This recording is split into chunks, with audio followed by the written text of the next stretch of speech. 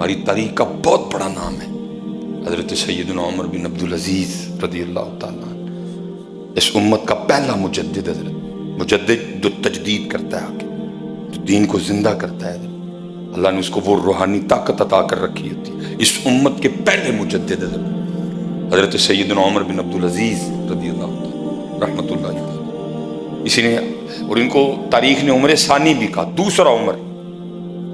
اتنی باکمال شخصیت تھی حضرت، ایسا زبردست لیڈر تھا حضرت۔ کسی نے پوچھا کہ حضرت آپ کیسے یہاں تک پہنچے، کیسے بن گئے، یہ مقام، یہ مرتبہ کیسے ملا؟ آپ نے فرمایا میرے والد اور میرے استاد کی وجہ سے۔ اس کی حضور وہ کیسے؟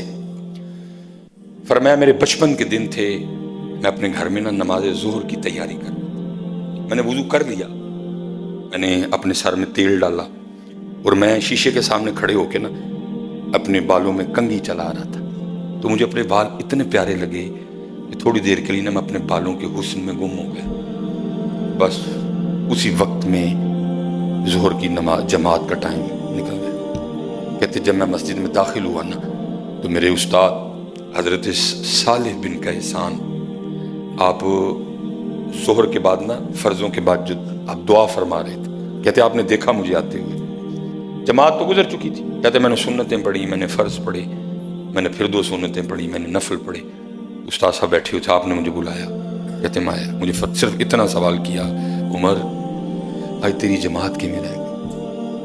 اور حضرت جی یہ نہیں سمجھنا کہ ایک محلے دے کسی غریب منڈے دا پتر ہے، کسی غریب سے شخص کا بیٹا ہے، نہیں، آپ اس وقت مصر کے گورنر کے پتر تھے۔ اور اس دور میں حضرت جی جو گورنر کی پوزیشن ہوتی تھی وہ مالک ہوتا تھا شہر کا، اور مصر کے گورنر تھے اس وقت۔ آپ کے والد گرامی مصر کے گورنر کا پتر، جماعت کی میں رہ گئی۔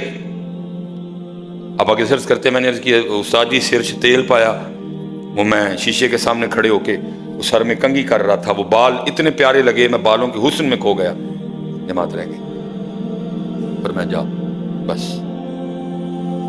کاتب کو بلایا، آپ کے والد جو اس وقت مصر کے گورنر تھے حضرت عبدالعزیز رحمۃ اللہ تعالیٰ نے ان کو خط لکھا، فرمایا اے عبدالعزیز، آج بالوں میں کنگھی چلانے کی وجہ سے تیرے بیٹے کی ظہر کی جماعت رہ گئی، سزا کا فیصلہ تم کرو گے کہ میں کروں؟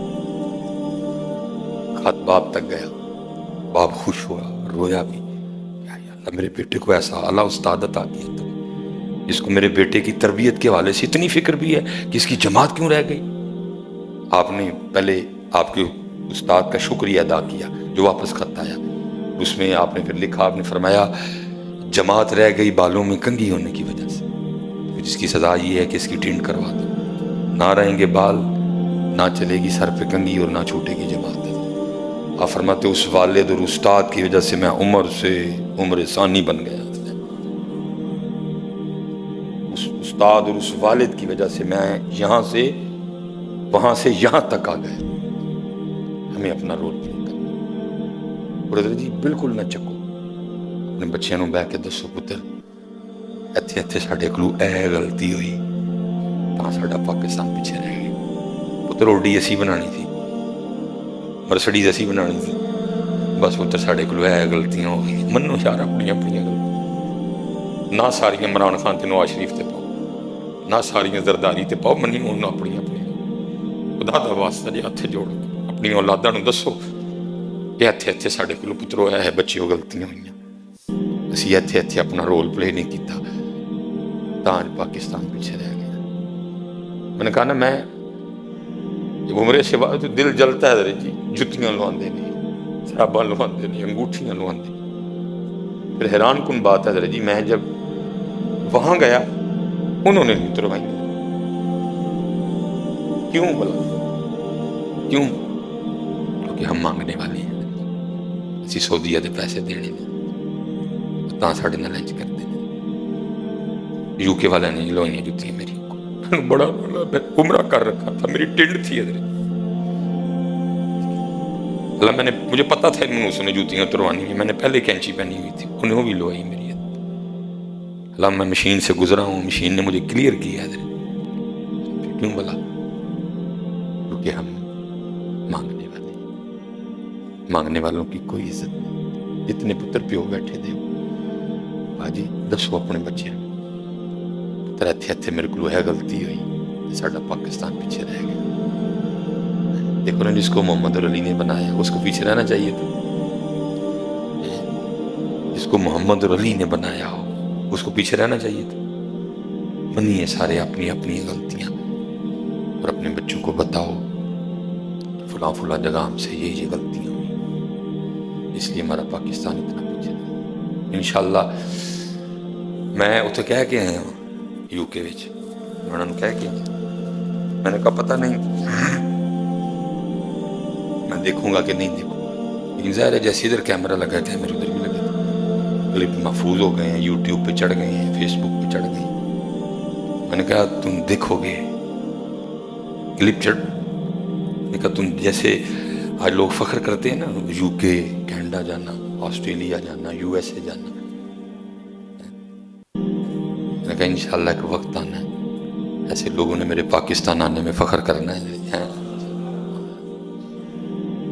میں نے پتہ نہیں دیکھنا نہیں دیکھا بنا نے کہا ضرور اور میں کیونکہ اب ہو کے آیا ہوں یہ یاد رکھنا جو پردیش میں بیٹھے ہیں وہ بھی کوئی اتنے خوش نہیں بیٹھے. میں نے دیکھا ہے آج بھی جتنے پردیش والے ہیں ان کا دل اپنے پاکستان کی محبت میں دھڑکتا ہے. کیا کریں حالات آپ کے سامنے لیکن انشاءاللہ حضرت جی وقت آئے گا اللہ کے فضل کہ جیسے لوگ فخر سے بتاتے ہیں نا میں اتنے گیا تھا لوگ فخر محسوس کیا کریں گے پاکستان آنے میں. 90,000 بیٹیوں کی عزتیں لٹی ہیں 50 لاکھ شہادتیں ہوئی ہیں ضائع تو نہیں جائیں. بس یہ ہے کہ پتر مقصد اور جتنے اسپیشلی والد بیٹھے ہو پتر اپنے بچوں کو ٹائم دو اپنے بچوں کو وقت دو اپنے بچوں کو بٹھاؤ ان کی بیسٹ فرینڈ آپ بنو ان کو بتاؤ پتر بڑی پیچھے رہ گئے. پڑھو پڑھو علم حاصل کرو. اللہ آپ سب کو سلامت رکھے. انشاءاللہ باقی اگلے موضوع اگلے جمعے پہ انشاءاللہ گفتگو. بس دکھ تھے کچھ شیئر کر دیے کچھ نہیں کر سکتا کیونکہ ہر چیز ہر بندے کو ہضم بھی نہیں نہ ہوتی ہے. کچھ ہیں وہ سینے میں ہی ہیں وہ ہر ایک سے شیئر نہیں کر سکتا. بڑا کچھ دیکھا دل جلا دکھ ہوا لیکن جیسے میں نے کہا نا ابھی یہ بھی باتیں ہیں نا کبھی آپ کومنٹس پڑھیے گا تھلے سارے نہیں ہیں کہنا ایڈا تو اتنے ٹر جا نہیں ہم نہیں جائیں گے اپنے پاکستان کو چھوڑ کے انشاءاللہ ادھر ہی محنت کریں گے اللہ کے فضل کریں گے اور انشاءاللہ میرے پاکستان کے اچھے دن آئیں گے اللہ